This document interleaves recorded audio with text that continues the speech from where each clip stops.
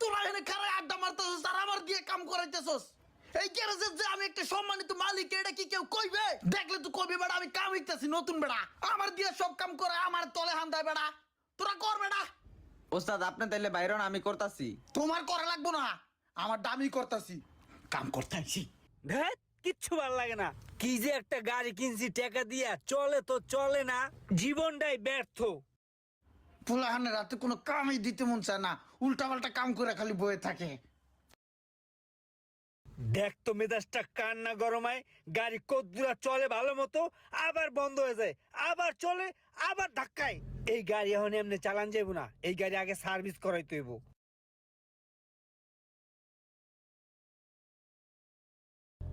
এই কাজ করানো যাবে?